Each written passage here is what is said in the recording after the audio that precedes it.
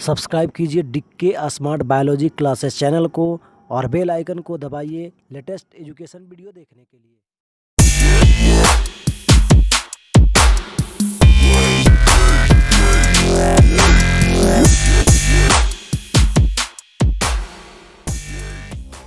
तो good morning everyone, कैसे हैं आप लॉकडाउन में? उम्मीद करते हैं अच्छे होंगे और सतर्क होंगे, लॉकडाउन का पालन करते होंगे। और अब देखिए, मैथ जो है, मैथ है में कैलकुलस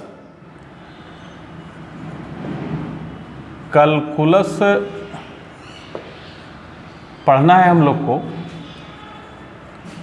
हिंदी में इसको कलन कहते हैं और ये पूरी तरह से न्यू है, एकदम नया है। 9th 10th में आप नहीं पढ़े होंगे, 11th में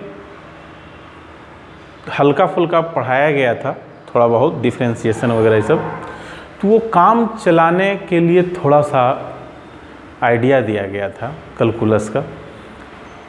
लेकिन अब हम इसको बहुत विस्तृत रूप में पढ़ेंगे, इसके हर एक पहलू को समझेंगे। देखिए, ये एक सिस्टमेटिक ढंग से, ऐसे तो ऑल साइंस, विज्ञान ही सिस्टमेटिक ढंग से पढ़ने का चीज़ है, लेकिन ये कुछ ज़्यादा ही डिपेंड करता है। इसमें क्रम है चैप्टरों का और हर अगला चैप्टर पिछले पर डिपेंड करता है और बहुत ज़्यादा डिपेंड करता है। इसलिए उस चीज़ को मिस नहीं करना है। और नहीं तो कितने आदमी के लिए कैलकुलस बहुत हार्ड सब्जेक्ट माना जाता है, जबकि है बहुत सिंपल। इसमें सबसे पहले देखिए कैसे कैसे पढ़ना है। जैसे पहला जो चीज़ है वो है नंबर कंसेप्ट। नंबर कॉन्सेप्ट ये पहला चैप्टर है। नंबर कॉन्सेप्ट आपको होना चाहिए। ये इसमें हम कुछ संख्याओं के बारे में बताएंगे और नंबर कॉन्सेप्ट के बाद फिर आ जाता है फंक्शन।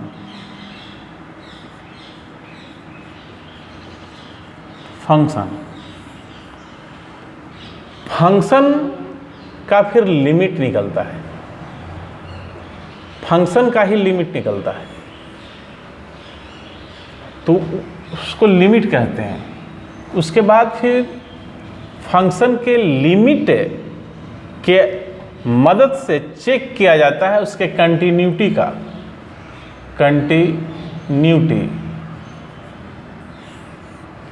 उसको कंटिन्यूटी बोलते हैं।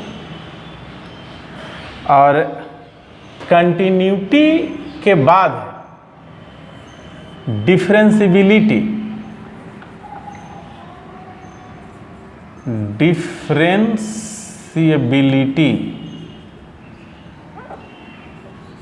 मानो ये चेक किया जाता है कि कंटिन्यूअस तो है लेकिन डिफरेंशिएबल है कि नहीं, उन्हें डिफरेंशिएशन करने लायक ही है कि नहीं। यदि डिफरेंशिएशन करने लायक है तब फिर उसका डिफरेंशिएशन निकाला जाता है, डिफरेंशिएशन निकाला जाता है। और डिफरेंशिएशन यहाँ सिखाया जाता है कि डिफरेंशिएशन कैसे करें। डिफरेंशिएशन के बाद फिर इंटीग्रेशन है,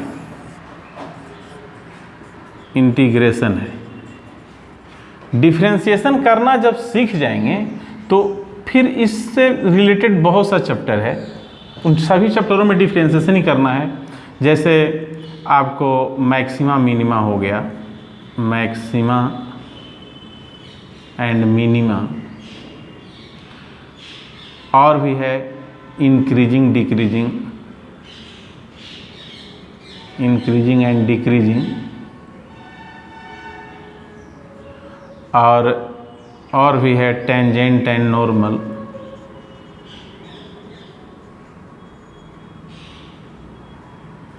और भी चीज़ें हैं, Rolle's theorem, Rolle's and Lagrange theorem, approximate value,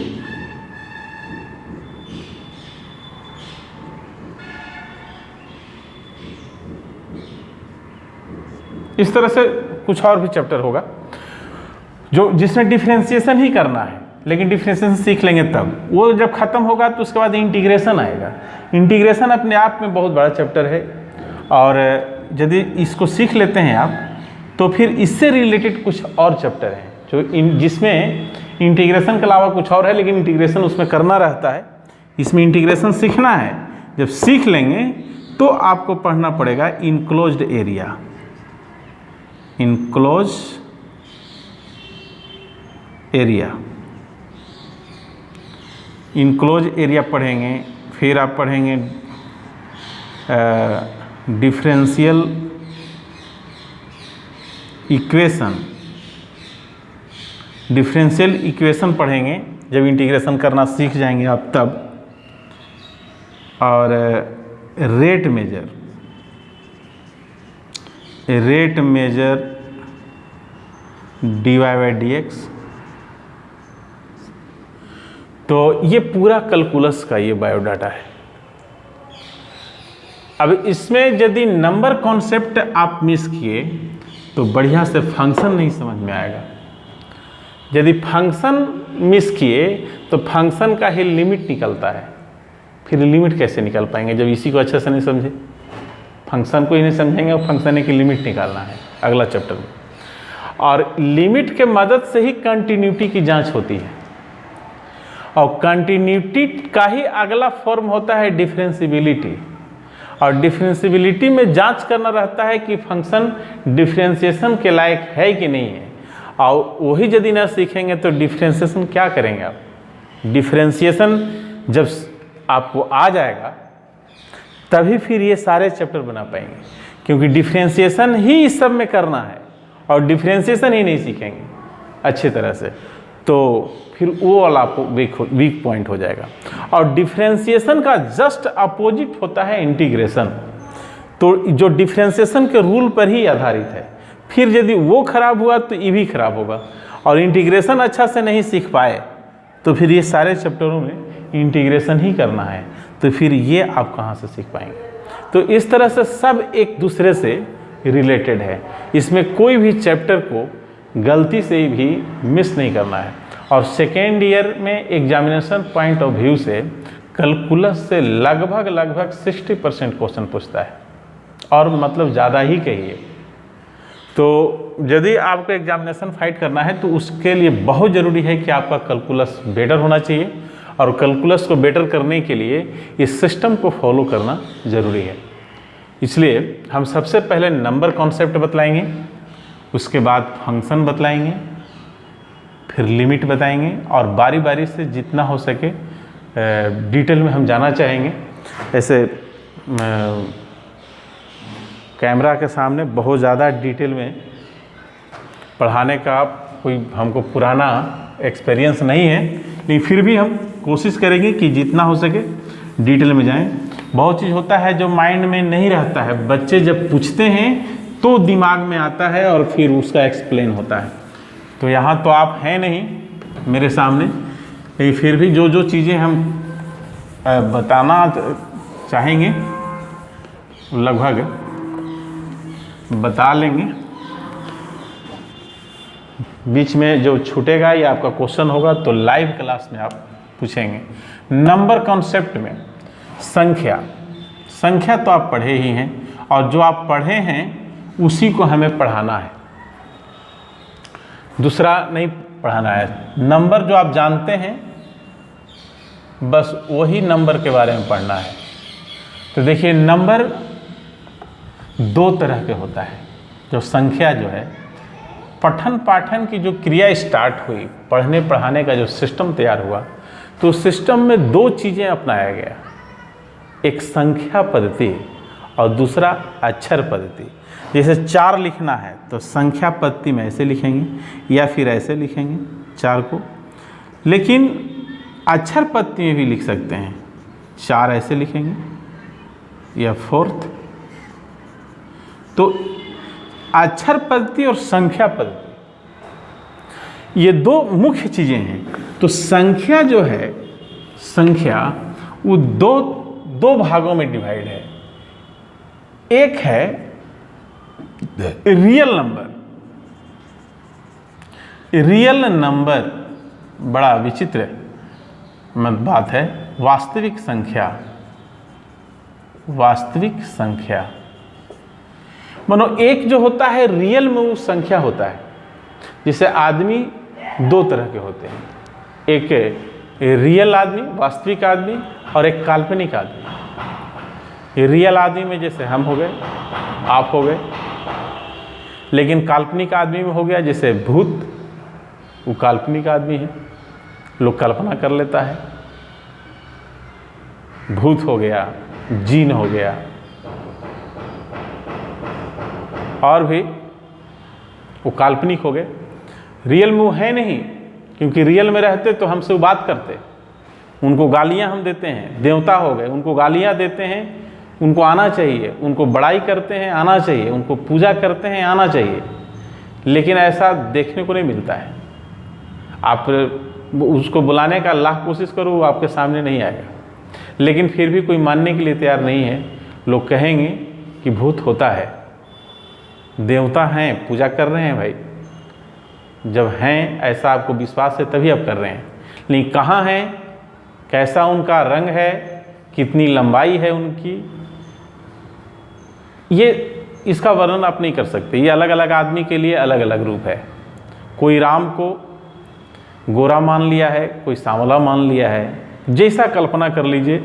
कोई शंकर को, कोई कुछ को, कोई कुछ को, उसके गहराई में नहीं जाना है। लेकिन कुछ है आदमी रियल हैं, जैसे हम हैं, आप हैं। तो इसी संख्या भी कुछ रियल है। जैसे 4 हो गया, अभी जो लिखे थे ये रियल है, 5 है रियल है। ये संख्या वास्तविक है, क्योंकि दूसरे संख्या में इसको हम जोड़ सकते हैं या घटा सकते हैं, इसका इस्तेमाल हम लोग करते हैं। लेकिन कुछ संख्याएं ऐसी हैं जो वास्तविक नहीं हैं, मानो वो है ही नहीं संख्या, लेकिन फिर भी संख्या ही कहते हैं उसको बोलते हैं काल्पनिक संख्या। आप कॉम्प्लेक्स नंबर में पढ़े होंगे, काल्पनिक संख्या, इमेजिनरी नंबर, इमेजिनरी नंबर। ये रियल में ये संख्या नहीं है। जैसे √(-4) ऋणात्मक संख्या का वर्गमूल है। अब इसका मान आप नहीं निकाल सकते, हम नहीं निकाल सकते इसको। जब माने नहीं निकाल पाएंगे तो हम कहें कि 5वीं चीज जोड़ेंगे तो कितना आएगा। तो जब अगर माने पता आपको ना है तो 5 में आप जोड़ेंगे क्या और घटाएंगे क्या। लेकिन ये अक्षर इसको नहीं कर सकते, ये संख्या ही है। लेकिन ऐसी संख्या है जिसका मान ही पता नहीं है, और जब मान ही पता नहीं है तब फिर यूज करने लायक नहीं है। इसलिए इसको, ऐसी संख्या को हम काल्पनिक संख्या कहते हैं। ये कॉम्प्लेक्स नंबर में बहुत अच्छी तरह से बताया गया होगा और हम खुद भी बताए हैं। तो संख्याएं 2 भागों में बट गए, एक काल्पनिक संख्या और एक वास्तविक संख्या। वास्तविक संख्या में सारी संख्याएं आ गई, चाहे ऋणात्मक संख्या ले लो -3, या फिर धनात्मक संख्या ले लो 4, या दशमलव में संख्या ले लो, या फिर √2 ले लो, या फिर 3/4 ले लो, या फिर कुछ लो। जितनी संख्याएं हैं वो सारी की सारी संख्याएं वास्तविक संख्या है। जो संख्या नहीं है वो उसमें है। तो अब वास्तविक संख्या को भी 2 हिस्सों में बांटा गया है। एक को बोलते हैं परिमेय संख्या, रैशनल नंबर,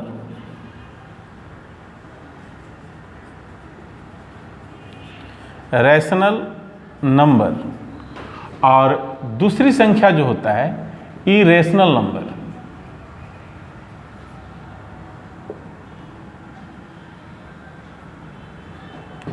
यानी इसको बोलते हैं परिमेय संख्या, हिंदी में परिमेय संख्या।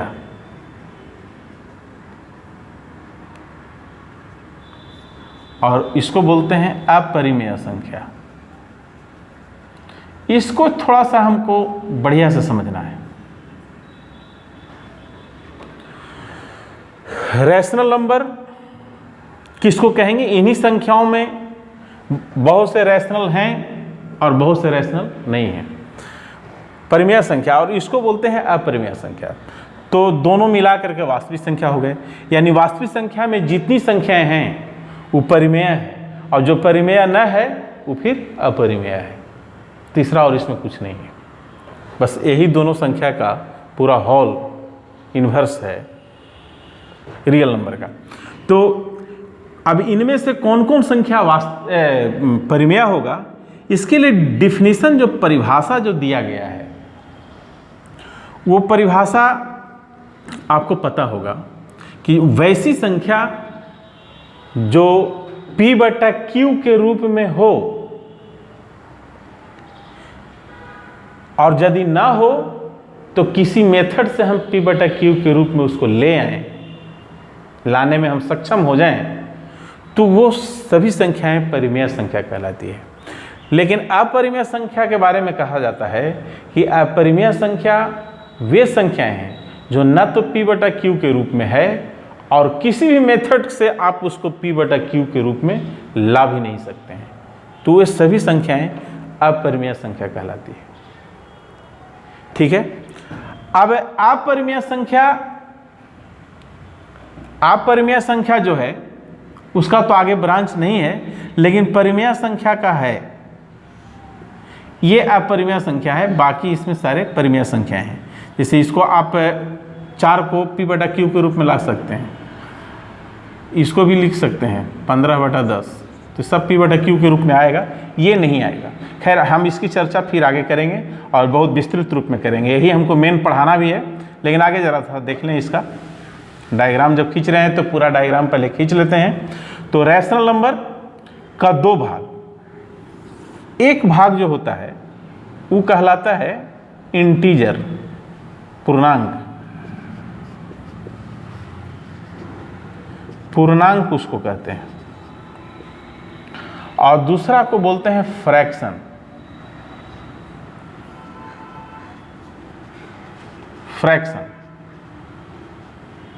भिन्न। पूर्णांक में जैसे ये हो गया, लेकिन ये भिन्न हो गया। दशमलव में जो गया वो भिन्न हो गया। खैर, P/Q के रूप में इसको भी लिख रहे हैं तो परिमेय संख्या ये भी है, लेकिन ये पूरी अंक नहीं है, इसलिए पूर्णांक उसको नहीं कहेंगे। ये भी पूरी अंक नहीं है, भाग देंगे तो दशमलव में आएगा।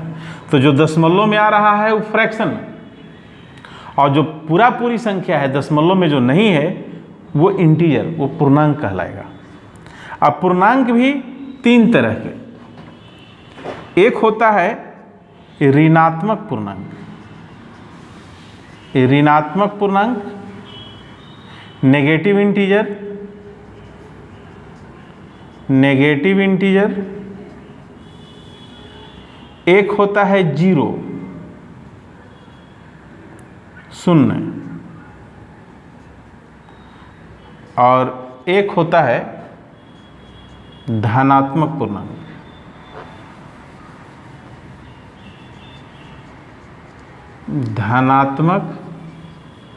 पूर्णांक। Positive integer. इसके बाद भी संख्या है, लेकिन इस पर हमको ये डिटेल में बताना है, अभी बाकी है, हम अभी तुरंत बताएंगे। और उसके बाद बताना है हमको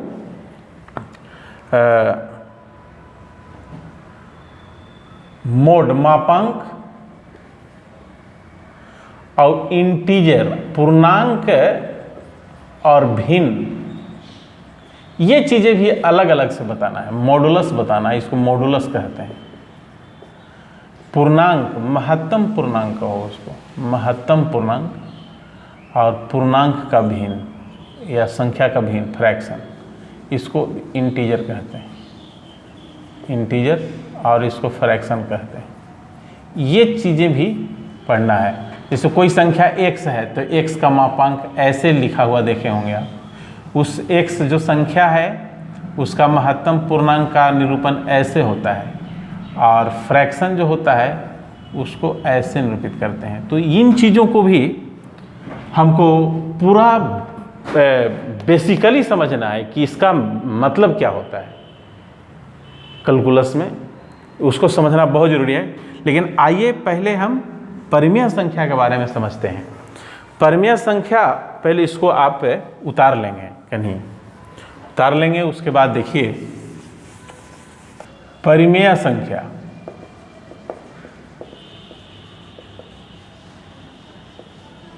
रैशनल नंबर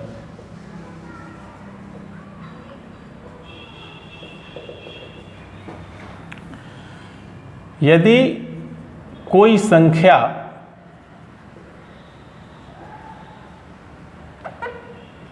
P/Q के रूप में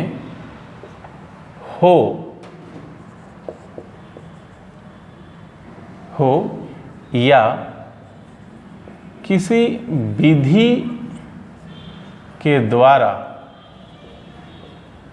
उसे P/Q के रूप में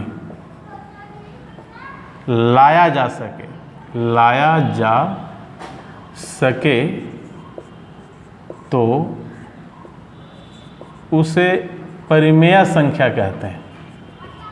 परिमेय संख्या कहते हैं जहाँ P और Q दोनों पूर्णांक है तथा Q नॉट इक्वल टू 0। ये तो खैर सब रट लिए होंगे आप, यहाँ तक तो सब रटे हुए होंगे, शुरू से लेकर के यहाँ तक सबको पता है कि यदि कोई संख्या P/Q के रूप में हो या किसी विधि के द्वारा उसे P/Q के रूप में लाया जा सके तो उसे परिमेय संख्या कहते हैं। मेन जोर देना है हमें यहाँ के बाद जो लिखा हुआ है कि जहाँ P और Q दोनों पूर्णांक है। अब कभी कभी हम बच्चों से पूछते हैं कि दो पूर्णांक है कि नहीं, वो कहते हैं कि हाँ है। कैसे? तो 2 को हम 2/1 लिख देंगे, फिर P/Q के रूप में आ गया और तभी परिमेय संख्या है। तब तो फिर हम √2 को भी कह सकते हैं, क्योंकि √2 को भी तो हम √2/1 लिख सकते हैं। फिर ये परिमेय क्यों नहीं है? तो देखिए यही चीज को सोल्व, इसी चीज का हल यहाँ दिया हुआ है कि P/Q यानी अंश और हर के रूप में आप लिख रहे हैं, तो अंश और हर यानी P और Q दोनों पूर्णांक होना चाहिए, पूरी अंक होना चाहिए। ये नहीं कि 3.4/2.7 ये भी परिमेय मानो खैर परिमेय है, लेकिन इस रूप में नहीं। ऊपर जो होना चाहिए पूर्णांक होना चाहिए, पूरी अंक होना चाहिए, दशमलव में नहीं रहना चाहिए। √2 का मान दशमलव में होता है, 1.4 1.4 और भी बहुत कुछ होता है। ये पूरी अंक नहीं है, यानी पूर्णांक ऊपरला नहीं है, लेकिन ये कहता है कि अंश और हर दोनों पूर्णांक होना चाहिए, तब जाकर परिमेय संख्या होगा। और फिर कहता है कि Q नॉट इक्वल टू 0, और निचला 0 नहीं होना चाहिए। निचला 0 क्यों नहीं होना चाहिए? तो देखिए कोई भी संख्या में यदि 0 से भाग दे देंगे आप 5/0, तो फिर इसका मान अनंत हो जाता है। अब ये कैसे होता है वो भी देख लीजिए। जो कुछ भी जानना है उसको परफेक्ट जानना है, एकदम हवा में नहीं चलना है, और नहीं तो फिर कहीं न कहीं फंसा देगा आपको। बड़े बड़े जो कंपटीशन निकलता है, जो बच्चे फाइट करते हैं, वो छोटी चीज़ों से निकालते हैं। छोटे छोटे बातों पर जो जितना गौर किया वो उतना ज़्यादा सक्सेस करता है। एकदम सोचने की बात है। जैसे आप IIT फाइट करेंगे या और बड़े पदों पर यदि जाना चाहेंगे, तो बड़े पद पर जो भी पदाधिकारी होगा, कोई भी कंपनी या गवर्नमेंट, पदाधिकारी केयरफुल चाहेगा या केयरलेस चाहेगा? साफ जवाब होगा, हर आदमी चाहेगा कि हमारे यहाँ जो पदाधिकारी हो, हर संस्था चाहेगी वो पदाधिकारी केयरफुल हो, केयरलेस ना हो। केयरलेस यदि पदाधिकारी ही रहेगा तो उसके अंदर जो काम करने वाले जो लोग होंगे वो तो बड़े गलती करेंगे, फिर सुचारू ढंग से काम नहीं चला पाएगा।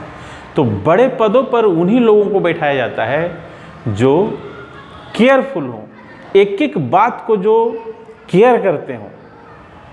बहुत बड़ा जहाज का आप इंजीनियर हैं, सब कुछ जहाज बना दिए, एक छोटा सा नट आप ढीला रखें, उसको अच्छी तरह से आप कसे नहीं, केयर नहीं किए उसको कि छोटी सी चीज़ है, और वो जो नट ढीला रह गया वो सैकड़ों लोगों को प्राण ले सकता है। जब हवा में तेज गति से जहाज उड़ेगा तो फिर उसको ढीला नट जो छोड़ दिए हैं उसमें एयर फंसेगा और फिर रेसिस्टेंस बढ़ेगा, आग पकड़ सकता है। तो आपको एक छोटी सी गलती का परिणाम बहुत भयावह हो सकता है। इसलिए बड़े ओहदे पर उन्हीं लोगों को सिलेक्ट किया जाता है जो काफ़ी केयरफुल हों। इसलिए आपको केयरफुल बनना है, किसी भी छोटा चीज़ को छोटा नहीं मानना है।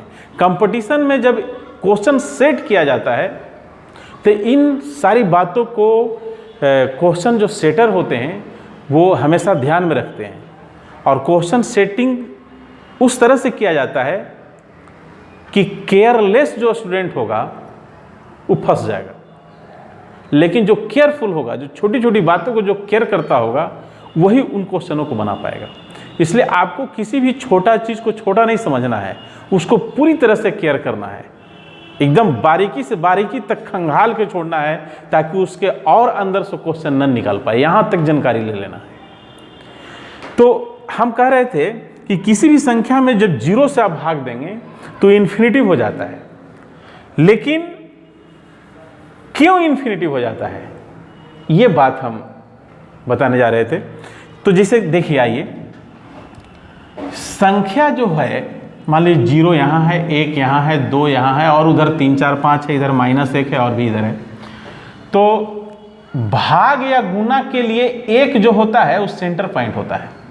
एक ऐसी संख्या है जो दूसरे किसी संख्या में 1 से गुना करो या भाग दो, वो नहीं बदलता है, इसलिए वो एकदम केंद्र हो जाता है, सेंटर हो जाता है गुना और भाग के लिए। जोड़ और घटाव के लिए 0 होता है केंद्र।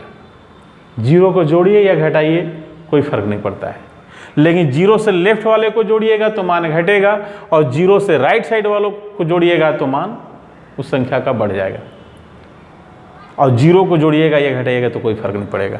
ठीक उसी तरह से गुना और भाग के लिए 1 जो होता है वो सेंटर पॉइंट होता है। 1 किसी संख्या में 1 से गुना कर दें या किसी संख्या में 1 से भाग दे दें, वो अनचेंज रहेगा, उसमें कोई बदलाव नहीं होगा। लेकिन वही 1 से छोट कोई संख्या लीजिए, यहाँ से उधर ही रहना है, इधर नहीं आना है, तो 1 से छोट और 0 से बड़, तो 1 से छोट कोई संख्या लेंगे और उससे किसी संख्या में यदि आप गुना करते हैं तो उसका मान घटेगा, और 1 से बड़ी कोई संख्या लेते हैं और उससे यदि किसी संख्या में गुना करते हैं तो उसका मान बढ़ेगा। ठीक उसी तरह से भाग में आइए, तो 1 से भाग दीजिएगा तो अपरिवर्तित रहेगा, लेकिन 1 से छोट संख्या से भाग देंगे यदि तो उसका मान बड़ा होगा, और 1 से बड़ी संख्या से भाग देंगे तो उसका मान छोटा होगा। जैसे 5 से 1 मानो 1 से 5 में भाग देंगे तो 5 रह जाएगा। 1 से छोट ले लीजिए, 1 से छोट तो 1/2 होगा, 5 में आप 1/2 से भाग दे दीजिए तो इसका मान उल्टेगा, तो 1/2 फिर 2/1 होगा, और ये 10/1 यानी 10 हो गया।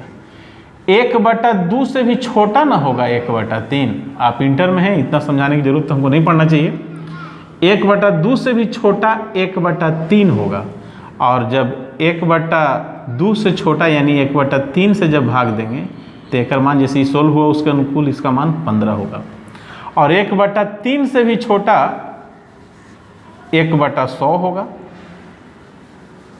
1/100 तो 1/3 से भी छोटा होगा और वो आएगा लेफ्ट साइड, तो इससे भाग देंगे 1/100 से यदि 5 में तो 500 हो जाएगा।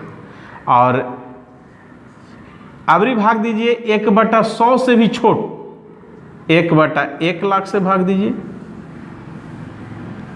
तो 5 में हम 1/1 लाख होता और काफ़ी जीरो के नज़दीक लगभग आ गया होगा, तो एकर मान 5 लाख आएगा।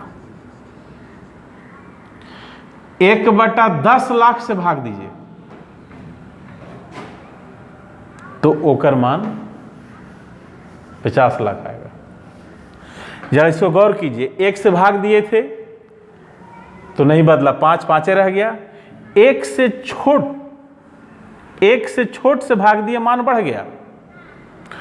और छोट 1/3 लिए और मान बढ़ा, पहले तो 10 था अब तो 15 हो गया। ओकरों से छोट लिए तो और मान ज़्यादा डेवलप हुआ। यानी हम जैसे जैसे 1 से छोट लेते जा रहे हैं वैसे वैसे इसका मान बढ़ता जा रहा है। 1 से छोट लेते जा रहे हैं यानी 1 से हम लेफ्ट साइड आते जा रहे हैं, यानी 0 की ओर आ रहे हैं। तो जैसे जैसे हम 0 की ओर आ रहे हैं उन संख्याओं से भाग देने पर इसका मान बढ़ता जा रहा है। 0 के जब काफ़ी नज़दीक हम आ जाएंगे 1/1 अरब, 1/1 अरब या 1 खरब 0 के काफ़ी नज़दीक होगा और उससे भाग देंगे तो 5 अरब या उतना आएगा।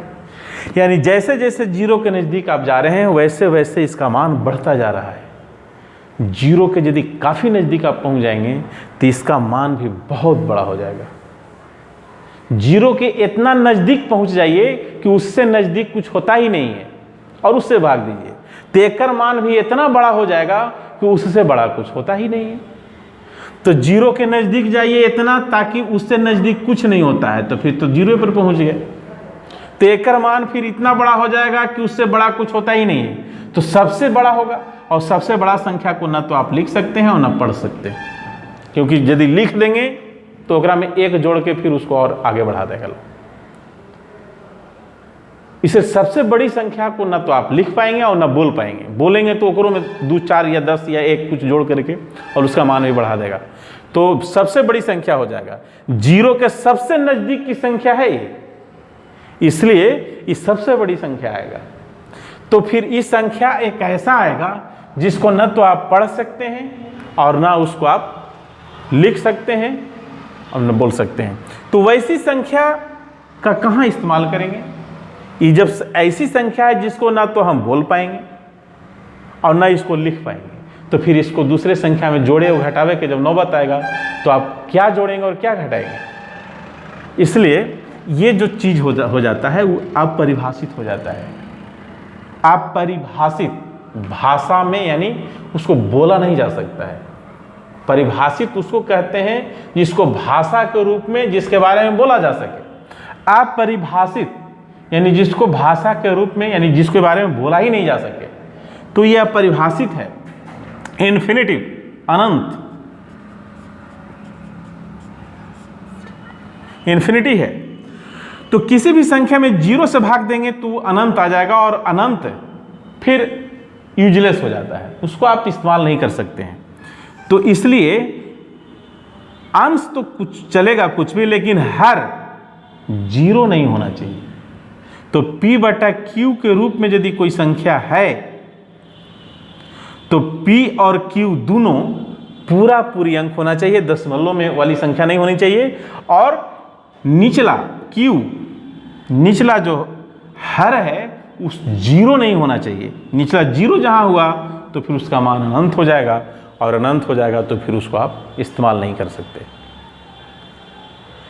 तो इस तरह से इसका अर्थ ये था, यदि कोई संख्या P/Q के रूप में हो या किसी विधि के द्वारा उसे P/Q, इस Q को बढ़िया से लिखते हैं, 2 की तरह लग रहा है, P/Q के रूप में लाया जा सके तो उसे परिमेय संख्या कहते हैं, जहां p और q दोनों पूर्णांक है और निचला q 0 नहीं है। अब देखिए किसको किसको आप ला सकते हैं। जैसे 5 को तो 5/1 कर देंगे, p/q के रूप में आ गया, तब तो 5 परिमेय संख्या है। -3 तो -3/1 कर देंगे, यह परिमेय संख्या है। यानी पूर्णांक जितने होंगे वो सारे के सारे परिमेय संख्या होंगे। यहाँ तक कि 0 को भी हम 0/1 लिखेंगे, 0 में फिर 1 से भागा दीजिएगा 0 ही रहेगा, 0 में कोई चीज़ से भी भाग देंगे 0 रहेगा। तो 0 को हम 0/1 लिख सकते हैं, और तब फिर पूर्णांक ऊपरला भी है और निचला भी है, और इस तरह से भी परिमेय संख्या हुआ। लेकिन 1.3 तो ये अब पूर्णांक नहीं है, ये अब दशमलव में आ गया, तो ये भी परिमेय संख्या है, क्योंकि इसको आप लिख सकते हैं 13/10। अब ऊपरला पूर्णांक हो गया, निचला भी पूर्णांक हो गया, तो परिमेय संख्या ये भी हो गया। 1.3457 ऐसे है, ये है, तो ये भी परिमेय संख्या है, और इसको हम लिख सकते हैं 13457, और 4 पॉइंट उधर, 4 अंक दशमलव उधर ले गए हैं, तो 4 0 वाला से भाग दे दीजिए आप, तो फिर ऊपरला पूर्णांक है, निचला भी पूर्णांक है, p/q के रूप में है, तो यानी ये भी परिमेय संख्या हो गया। देखिए 1 दशमलव के बाद मान लेते हैं 3 3 3 3, ये अनंत तक है, तो फिर इसके बारे में क्या कहना है। ये तो 4 तक था, तो 4 0 वाला से भाग दे दीजिए। अब ये अनंत तक हो गया तो गिनती तो आप कर नहीं पाएंगे। 1.333333 ये अनंत तक है, इसका कोई अंत नहीं है, तो जब गिनती हम नहीं कर पाएंगे तो कितना 0 वाला से भाग देंगे। तो फिर ये परिमेय है या नहीं है, तो देखिए ये भी परिमेय है, ये परिमेय है, क्योंकि इसको 4/3 लिख सकते हैं आप। 4 में 3 से भाग दीजिएगा तो यही आएगा।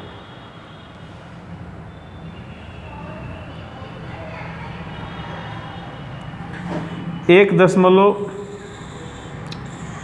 बार बार लिख रहे हैं तो ठीक नहीं लग रहा है। 2.34634363436 ऐसे है।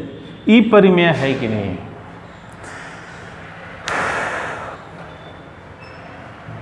तो देखिए ई भी परिमेय है। इसको p/q के रूप में तो ये नहीं है, अनंत तक है, तो कितना 0 वाला से भागा देना है ये भी पता नहीं चलेगा, लेकिन ये परिमेय है। इसको हम p/q के रूप में हम ला सकते हैं, इसको हम ला सकते हैं। कैसे लाएंगे से देखिए, इसको हम मान लेंगे x बराबर, ऊपरला को भी इसी तरह से ला सकते थे, एगो दोनों में से कोई एगो के हम हल कर दे रहे हैं। 2.34634363436 इस तरह से है। देखिए पीरियड मिल रहा है, दशमलव के बाद 1 अंक का पीरियड था इसमें, 3 3 3 3 का, इसमें 3 अंक का पीरियड है, 3 4 6 है, 3 4 6 है, 3 अंक की बार बार आ रहा है। तो पीरियड 4 अंक का, 10 अंक का, 100 अंक का, यदि पीरियड आ रहा है मतलब एक ही कुछ अंक बार बार आ रहे हैं और उनका क्रम भी सेम टू सेम है, तो वो चीज़ परिमेय होता है। उसको p/q के रूप में आप ले आएंगे, लाया जा सकता है। उसको कैसे लाएंगे, तो जितना अंक का पीरियड चल रहा है 3 अंक का, तो 3 0 वाला से दोनों तरफ गुना कर दीजिए आप। तो इधर 3 0 वाला से गुना करेंगे तो दशमलव यहाँ पहुँच जाएगा और ये हो जाएगा 2346 और पॉइंट यहाँ आ जाएगा 3 4 6 3 4 6 3 4 6 इस तरह से जाएगा। और जितना मर्जी और मर्जी है और लिख लीजिए। अब इसको आप लिखिए ऐसे, इसको निकाल लीजिए आप, तो ई तो निकल जाएगा और एकरा में से 2 निकाल लीजिए, तो हो जाएगा कितना 2344। उसको फिर आप इतना लिख सकते हैं,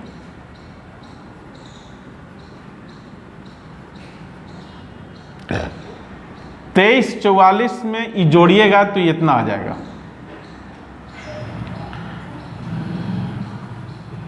अब 2344, अब इसके जगह पर यहाँ से लिख दीजिए x, x को इधर लाइए तो 1000 x में एगो x घटेगा तो क्या बचेगा 999 x, और तब x बराबर 2344 बटा 999। ये देखिए x का मान यानी एकड़ मान आ गया, और जो आया है वो ऊपर भी पूरा पूरी अंक है और नीचे भी पूरा पूरी अंक है, इसलिए ये परिमेय संख्या है। देखिए परिमेय संख्या कौन नहीं होगा, तो परिमेय संख्या नहीं होगा यदि दशमलव के बाद अनंत तक है और कोई पीरियड नहीं है, जिस इसमें कोई पीरियड नहीं है।